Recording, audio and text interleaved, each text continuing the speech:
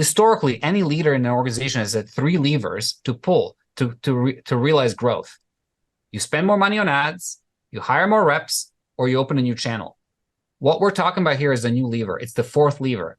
You can actually invest a little money into doubling your conversions. Same leads, same reps, but you're actually focusing the reps on the best leads, and you can double your conversions, and that can lead to a permanent year-over-year increase in your ability to generate revenue because you're doing all the same things. You're just getting more out of, more juice, more productivity out of that same investment.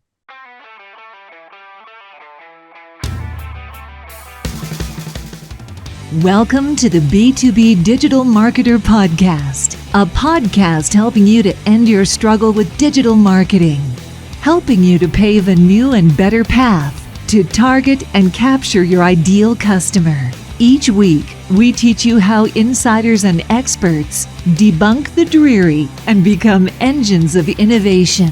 Now, here's your host, Jim Rembach.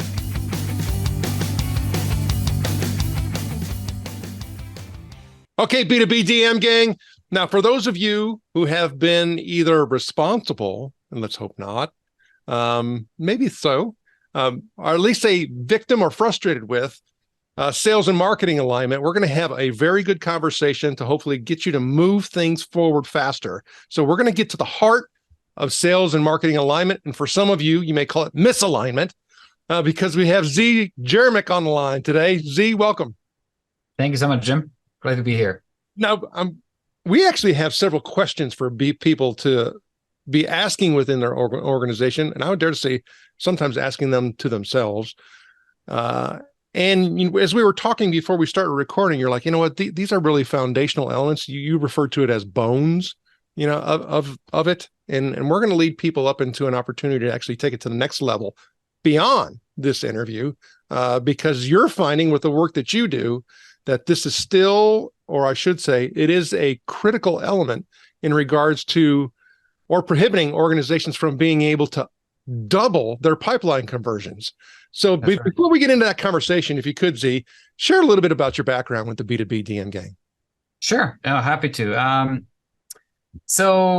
think I'm a technologist by background. I spent about 7 years out in Silicon Valley, and I moved to Toronto and kind of got exposed to enterprise software. And really specifically, this was at the time when the cloud was kind of blowing up about 15 years ago with Salesforce.com innovating on the CRM concept and building a sales automation engine.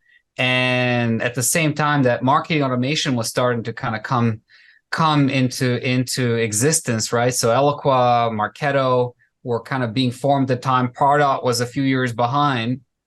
And I absolutely, it all made so much sense to me because to me, what I always loved about the reason I was attracted to technology is for its ability to enhance our everyday. And what I loved about marketing and sales automation technology specifically is that it promised to essentially help businesses substantially improve how they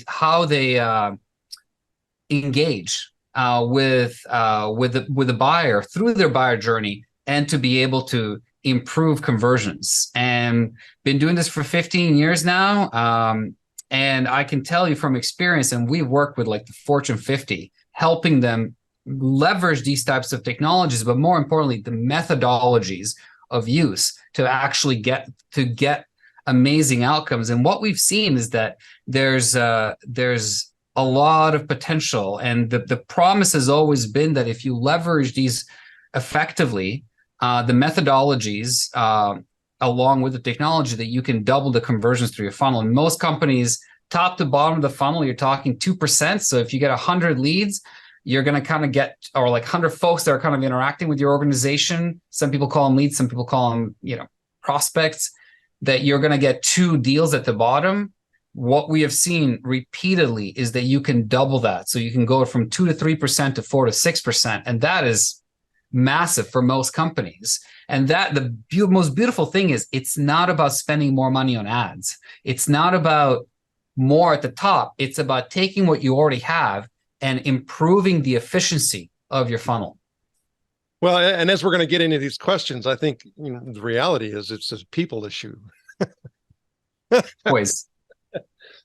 So it's like when you start looking at the realization and being able to experience that, it's the human ability and capability to be able to make those systems work the way that they could work and support their organization. So sometimes we're just barriers to our own success. I mean, and I would dare to say that's probably most of the time. So it's kind of funny to me. You were sitting there and you were talking about you love the technology and you love all this, but to me, Z, I think you're in the people business.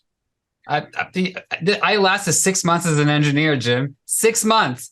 And then I basically transitioned. Sales was like, wow, this guy loves people. What is he doing in a cubicle? And I ended up doing technical sales. And that kind of got me on to working a lot more with people. And I end up kind of entering the world of consulting, and I've loved it ever since because it lets me use my skill set to really make an impact. So yeah, no, you're right. I know.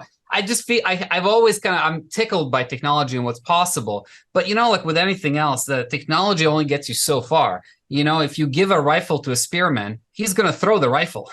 It's not going to be much more. It's actually going to be worse.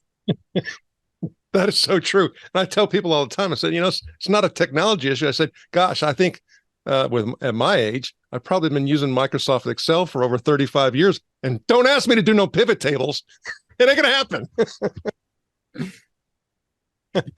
So, and I don't need to at this point. So I'm done. I mean, so my full leverage and use and return on what Excel could probably have provided me in 35 years. I think there's probably 3, 8 series vehicles that are just not in my driveway because of it. Oh, well. All right. So let's get the deeper understanding of the bones that we need to create in order for us to really address this. And so getting to this heart of sales and marketing alignment or misalignment, as we're talking about, is you have a list. And you also, like I said, you have something else to carry this further that we'll give to listeners and watchers at the end. I came up with 11 questions based off of what I read in the book, in your book, Lead Management.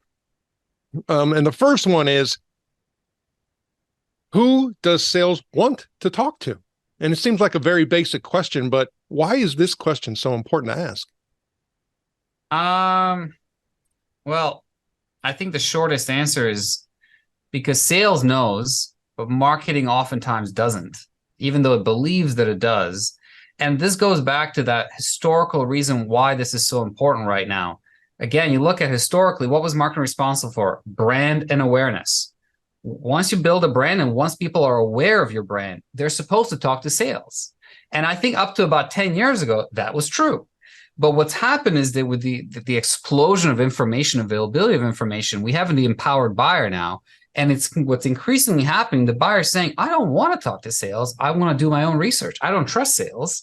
And I am actually able now to do my own research. So what's happening now is that this whole historically kind of established narrative where anyone that interacts with marketing in any way, i.e. they have awareness. So someone came to the booth, someone came to the website, someone downloaded a white paper. All of these folks are just marketing just goes, great, you're aware. Let's send you off to sales. But the reality for sales is that it's a very different, marketing is often measured on how many leads they generate, right? How many people did you make aware of your organization? It all makes sense in a historical context. But sales is measured on they have a quota. How many opportunities you created? What's your what did you meet your pipeline quota? And how much revenue did you close? So now all of a sudden you end up with a massive disconnect because marketing is incentivized to create leads, as many of them as possible.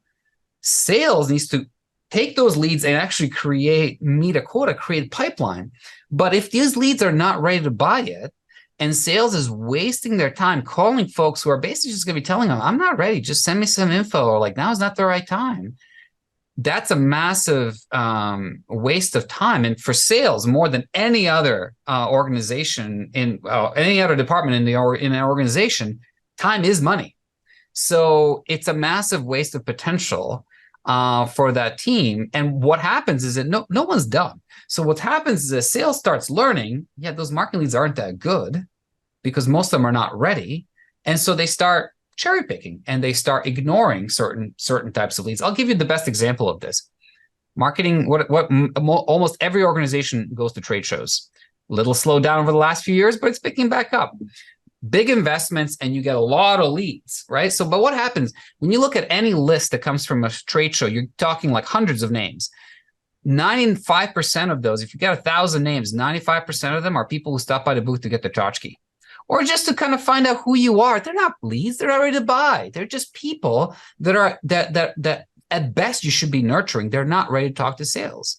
So this is why this is such an important question, is that who does sales want to talk to? And I'll give you one answer, that one question that we ask sales when we actually start trying to bring these two groups closer together, is we ask sales at any rep, ask any rep, it's end of the day, you just got 3 leads in your queue. You only have time to call one today. Which one do you call? What do you look for? Which one do you call? That question cuts all of the other BS out of the equation and focuses on how do you determine who's going to make you money? Because that's what we need to start looking at in marketing in order to focus our efforts on prioritizing the leads that's much more likely to make money for sales, which is going to make money for the organization. Everybody wins.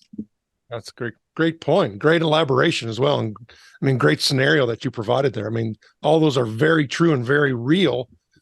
And it helps us to get better clarity on, who do they really want to talk to? Okay. So our next question is, what kind of target organizations and individuals are most valuable?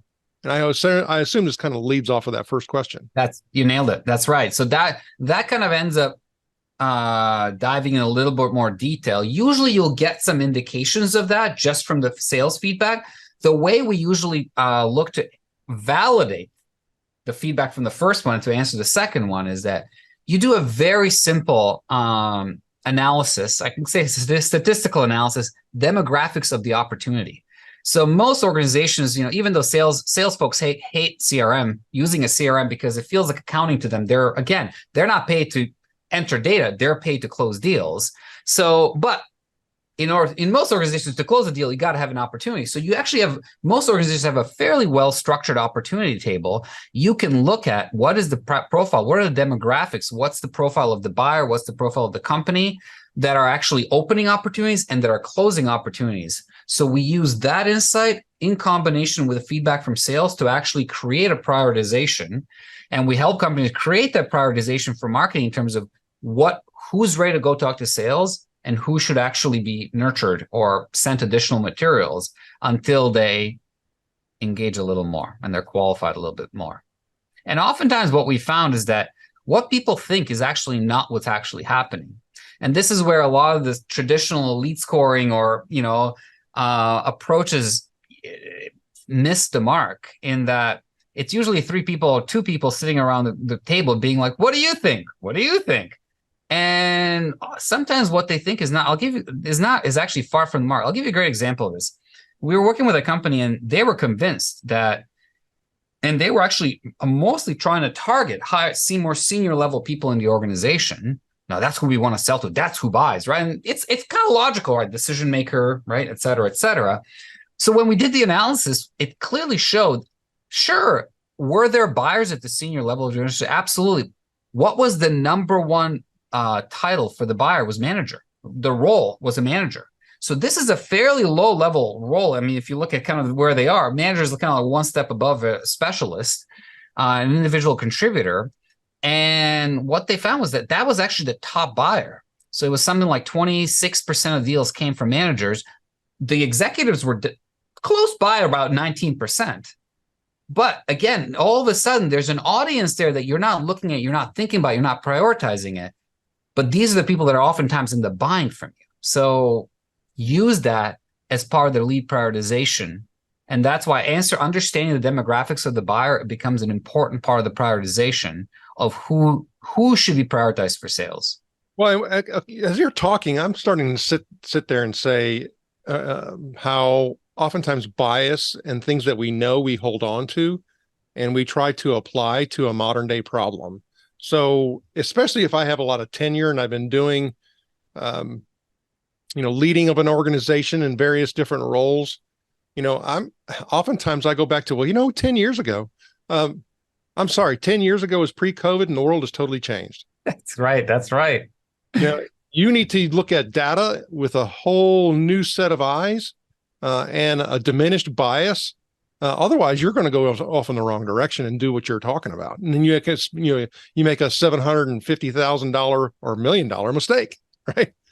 Not the way to go. Okay, so then you start going into the questions of what data would sales like to have in hand when they make that first call. So let's start applying it. All right. So let's talk about this. This is such an important piece, because oftentimes, again, let's go back to the idea.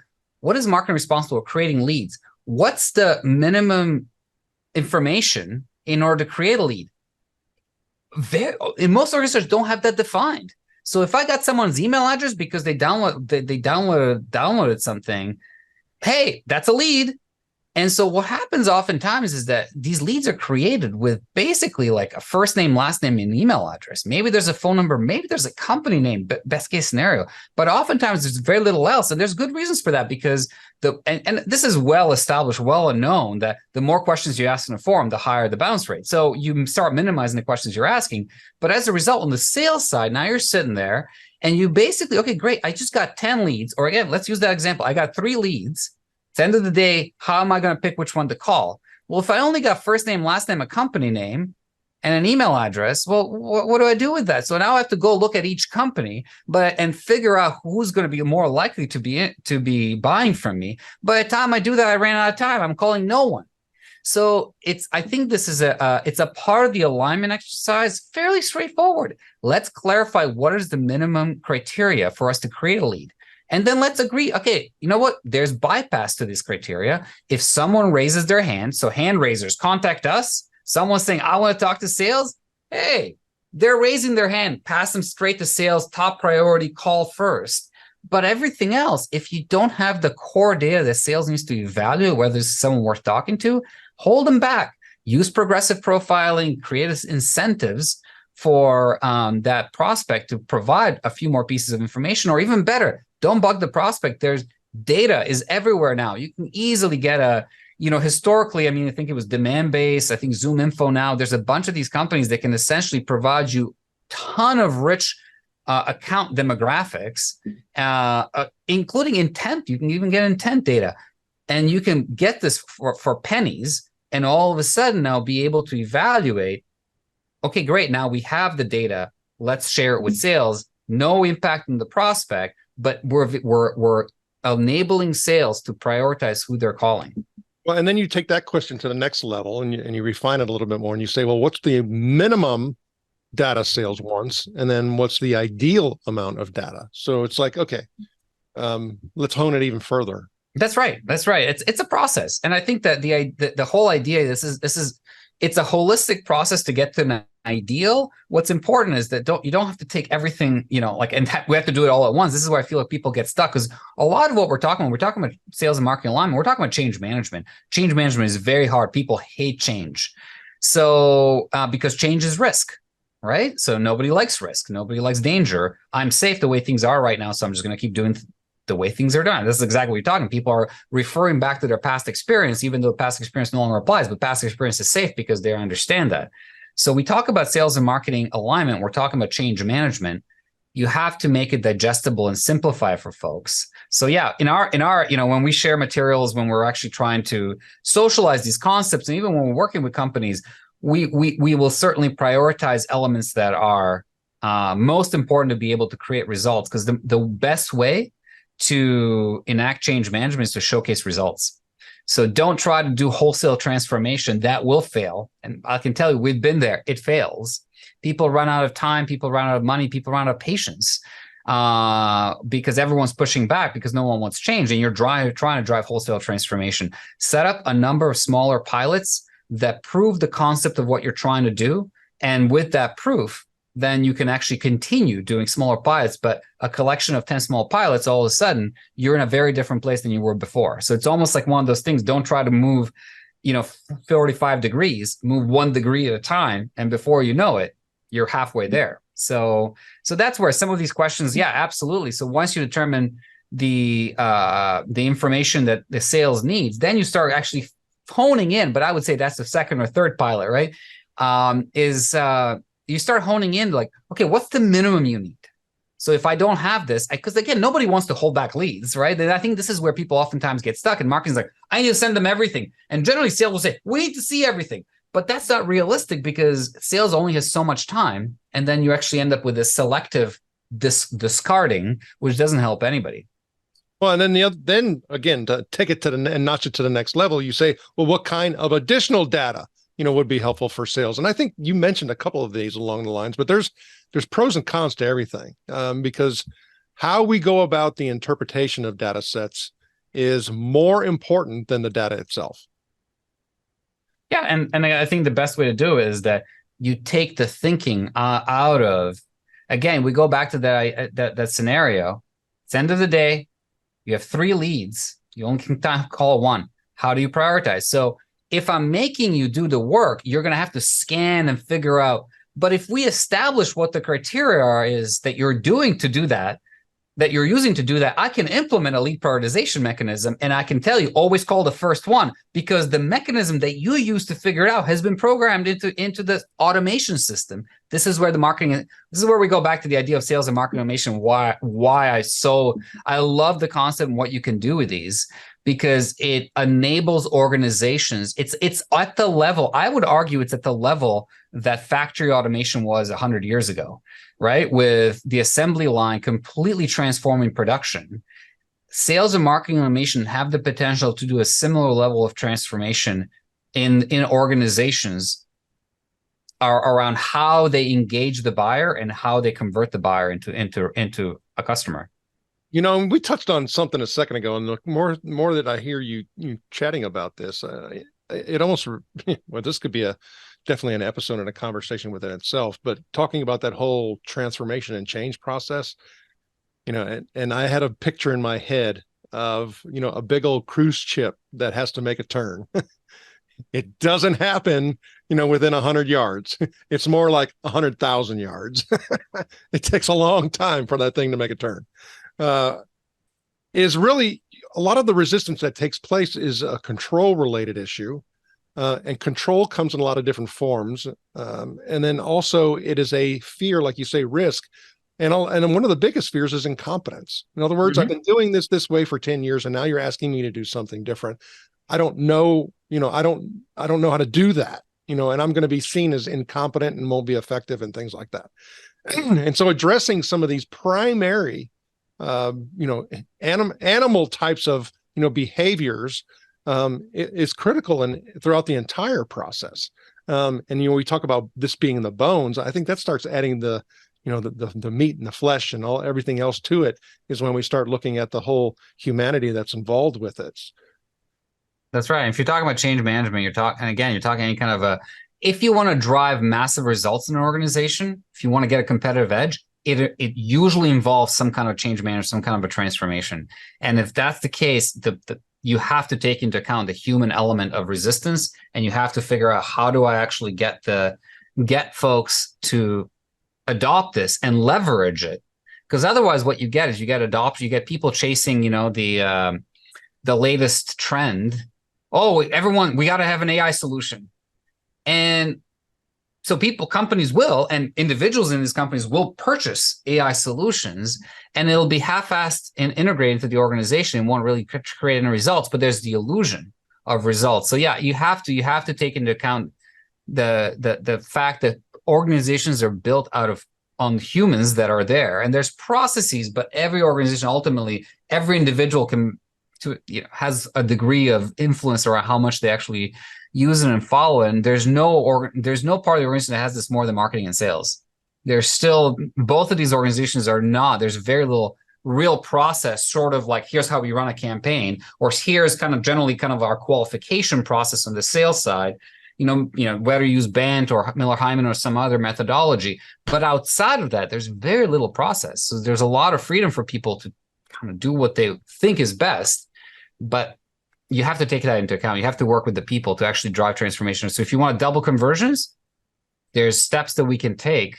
And again, the bigger the organization, the bigger the impact. This is why we usually, again, we make all of our content freely available. It's all on our website, massengines.com. But we generally tend to work with companies that are 50 or 100 million plus in revenue, because you need to really benefit from kind of this type of a result. You have to have scale, right? Because if you're getting 100 leads and you're going from 2 to 4 in terms of opportunities that close, well, that's not bad. But again, the amount of time and energy you have to invest into change management and transformation, you're probably not going to get ROI. But if you're getting 10,000 leads, right, with 200, and all of a sudden you're getting 400 closed won deals, that's a massive improvement. You're going to get massive ROI. Well, and as you're talking about the whole transformation and what currently exists and the promise of AI, I think for a lot of organizations that are experiencing that 2 to 3% pipeline conversion, they're going to end up getting 1%. It's going to go down. It very well could happen. Well, it has been happening, right? Because the buyer again, it's like one of the most I would argue one of the most difficult, marketing is one of the most difficult businesses. People talk about technology changing. Marketing changes faster than anything else, because once someone finds something that works, everyone's doing it, no longer works. So you're always having to innovate. You're always having to reinvent how you're connecting. And it's always a struggle too, because the buyer is always trying to enable themselves with more information. And the information is the name of the game now. We live in the information age. And so this has already been happening. And if you're still running the playbook from 10 years ago in terms of how you do marketing and how you do sales, you are being left behind, and you're going to see that impact. And again, people are going to blame it on COVID. People are going to blame it on all sorts of other reasons. But the reality is that the world has moved on. And if you're running the old playbook, it's increasing less effective. The effectiveness of it decreases. Yeah. I mean, the average tenure rate for chief marketing officers and chief sales officers, 18 months or less. And, unless you are innovating, you are going to be gone. That's right. Okay. So now we have covered some of the data components, and then we're actually getting into, getting some qualitative information and data. And that is asking the question, what would marketing like in terms of feedback and follow-up from sales? All right. It's a two-way street. And this is what's so important. We start with sales because they ultimately are the customer for marketing. So I think that's the right place to start. But you have to look at it the other way. One of the biggest missed opportunities is the fact that marketing has actually usually zero visibility in terms of what happens with the leads that they generate, right? Those 1,000 leads, great leads that we got from that trade show, 950 of them would just want tchotchkes. What happened with those? So this whole alignment looks to build, it's a two-way street. Yes, we're going to prioritize the leads and give better leads to sales, but there's a trade-off.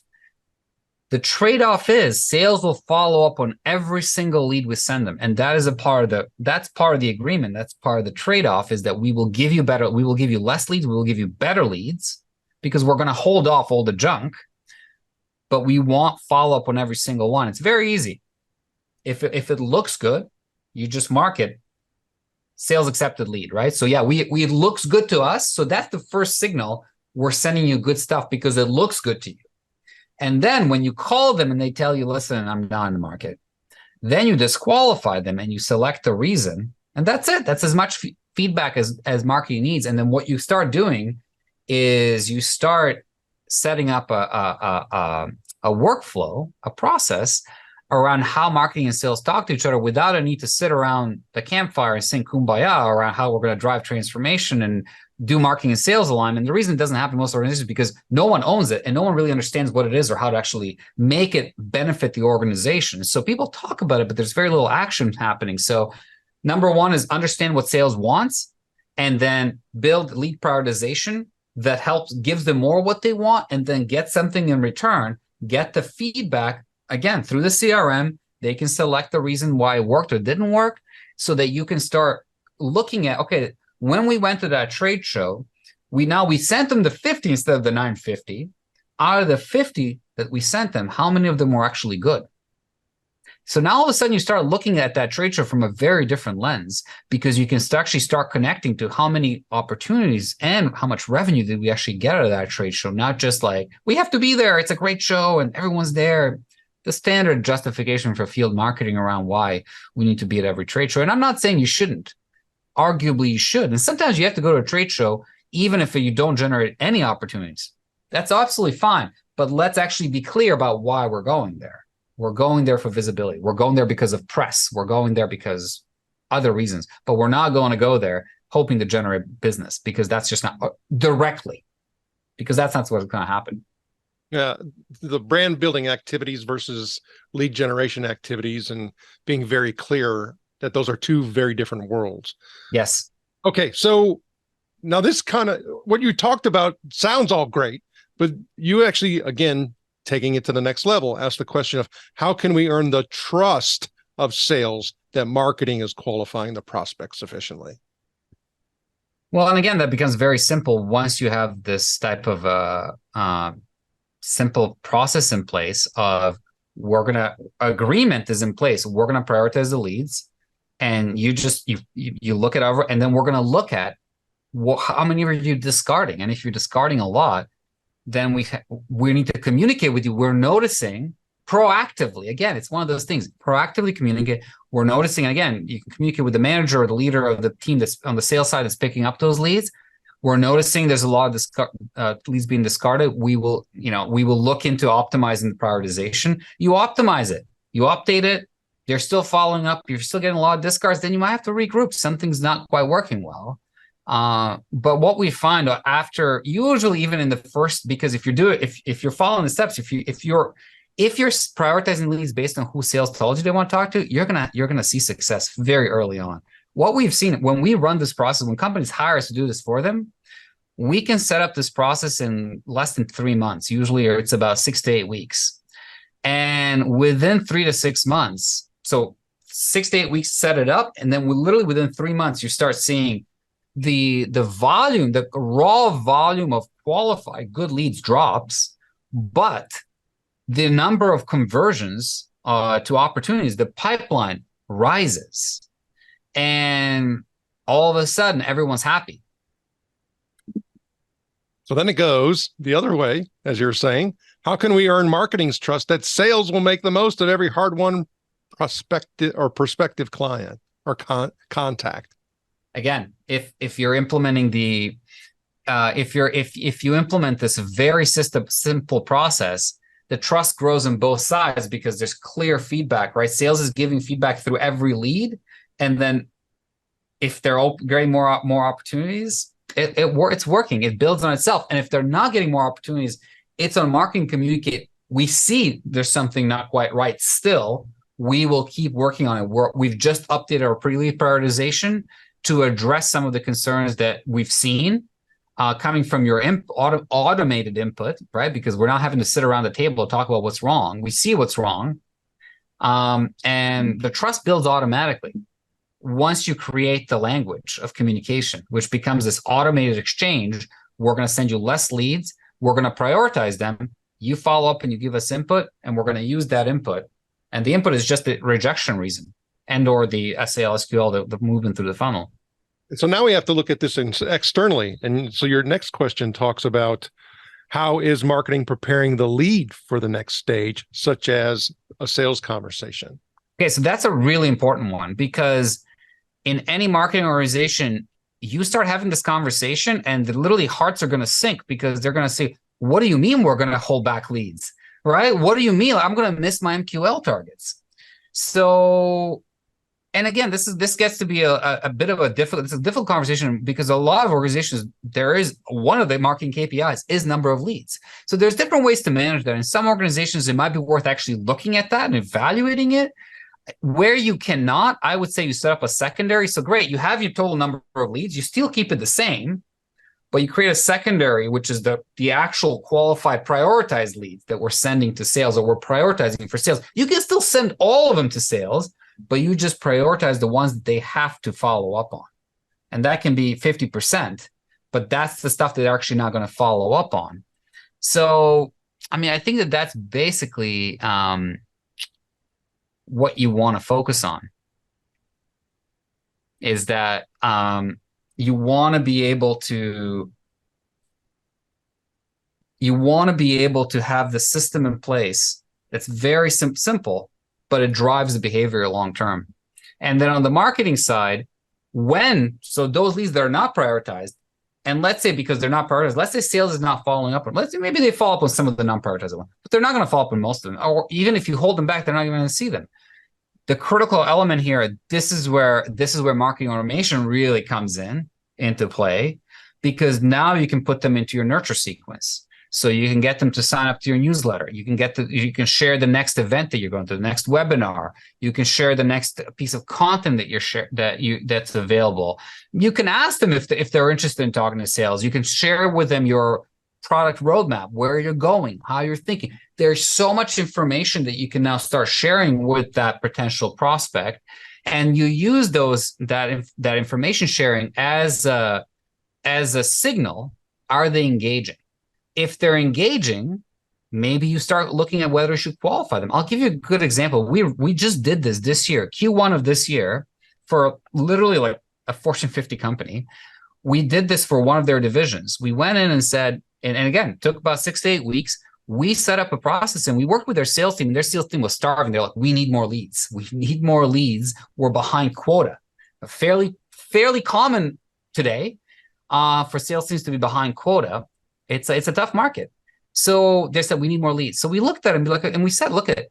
In your organization, most of the leads that you're getting are people who are raising their hand.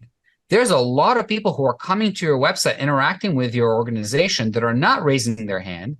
Let us create a prioritization. We'll create new leads from people who haven't raised their hand, and we'll send those to you. Now, these are going to be a little different because they haven't raised their hand. You'll have to address them differently.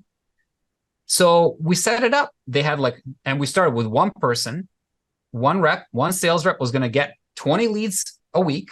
These are new leads, right? And within 2 or 3 weeks, it was so successful, they rolled it out to the whole team. And we automated the whole process. And again, in the last 4 or 5 months, so yeah, it launched kind of March, April. In the last 4 or 5 months, that program has generated 30 million in pipeline and 1 million in revenue so far. And again, they have a sales cycle, so quite a bit of that pipeline is going to convert. It's a massive ROI. I mean, you're talking 1,500, 2,000% ROI on the investment in terms of the return. That's the potential for this type of alignment, these types of exercises, when you start bringing these two teams together and working with them.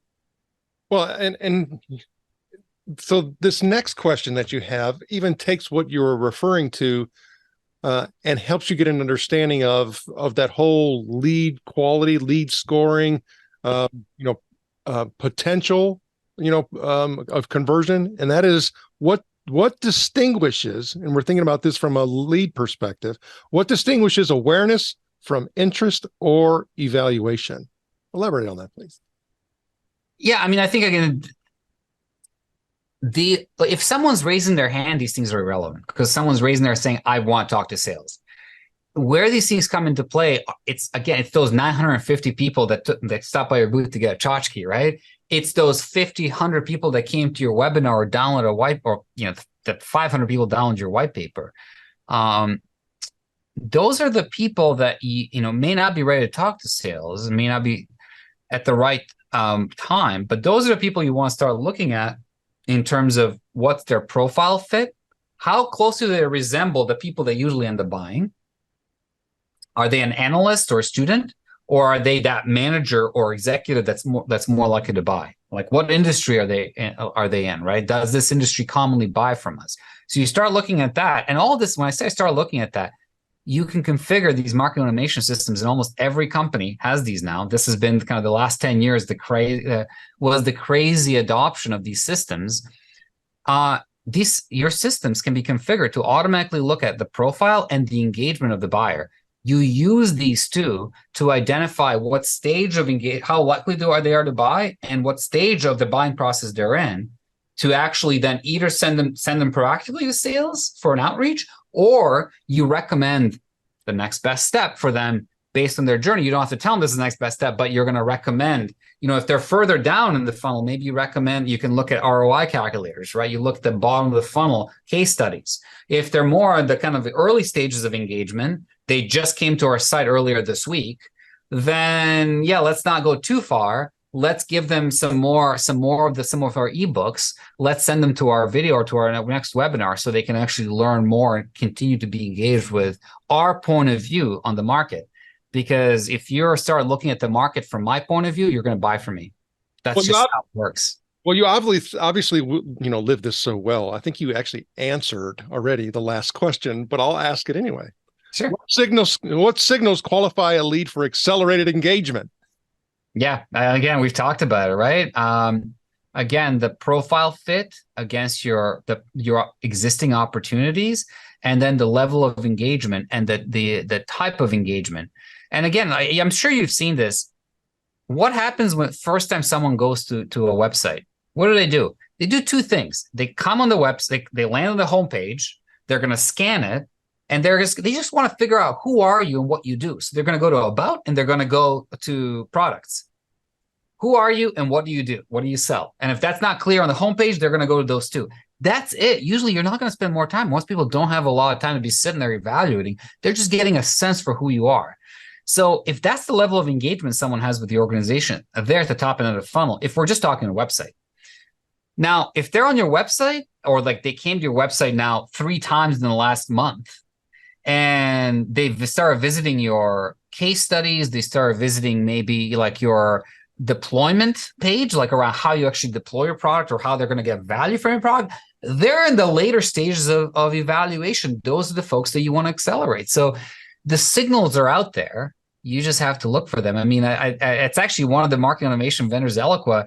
They wrote a book on this like 15 years ago. It's called Digital Body Language. And the whole idea was that in the old age of selling, the sales rep would sit across the table, would be in the same room as the prospect. They'd be able to read their body language and adjust what they're saying. In the digital world, you have to look at the digital body language. How are they engaging? What are they looking at? And the technology is there. Most of it is there. And most companies actually have the technology. The challenge is that there oftentimes goes back to methodologies. They're not utilizing these technologies. They're not integrating them into the business appropriately to drive results. Well, learn how to do those darn pivot tables. Right. Well, again, that's a simpler example of the same thing. But the power of Excel goes up exponentially once you get into the 90% of it. But most of us, and I'm in the same boat as you, Jim. I think I've done pivot tables like 10 times, and I'm a total novice. But I've been in the room with people who are literally click a button in Excel 5 times, and it's like they have insights that I can only dream of because they know how to connect the data and know how to use the 90% of Excel that's there for the power users, not for us pedestrians. Exactly. Okay. So now we talked about how all of this leads up into what an organization can take beyond this interview. And you said you actually created a playbook that has this information. If you could, let us know about that. There's a ton. Again, I'm a big believer that I'm a big believer in what I said earlier is that if the market, because we live in the age of the empowered buyer, the game for marketing is to share your point of view openly and freely. This is why we've ungated all our content. All our content is freely available. And we share most of the stuff that we do is available in content. You want to transform marketing into a profit center. You want to connect marketing to revenue outcomes. We have a 30-page ebook on our site, and we actually tell you exactly what we do. So you want to do it internally without hiring us? Download our attribution reporting ebook. It's exactly what we would recommend, and what we do for our clients is right there. And we do this across the board. So a lot of the questions that you shared and kind of using this conversations come from our lead management ebook. You want to double your sales conversions? It's hefty. It's a 70-page ebook. We're actually working right now on cutting it up into smaller, more digestible pieces. But everything that we do around doubling conversions and the approach that we take is in that ebook.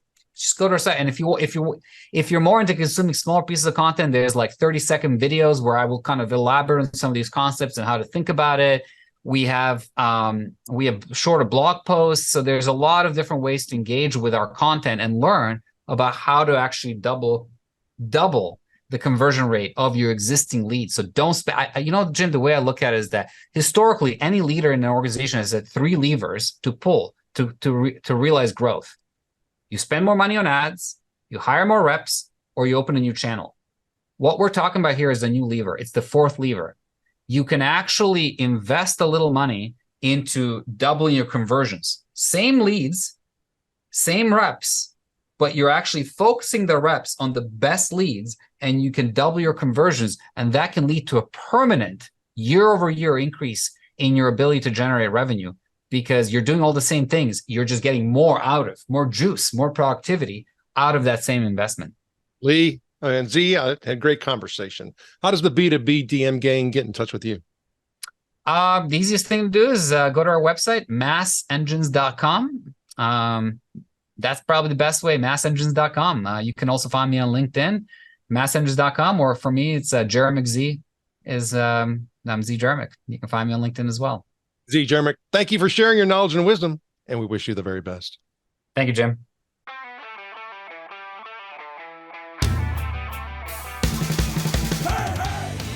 Thank you for joining us. Go now to join the B2B DM gang in the B2B Marketer LinkedIn group, where you can connect with other B2B DM disruptors and get access to our B2B DM cheat sheets, checklist, and guides. While you're at it, if you found value in this show, please help by going to iTunes to rate, review, and subscribe. And share the show on all of your digital platforms. Be sure to tune in next week for our next episode. And always remember, you can automate your lead capture, but you must lure your lead.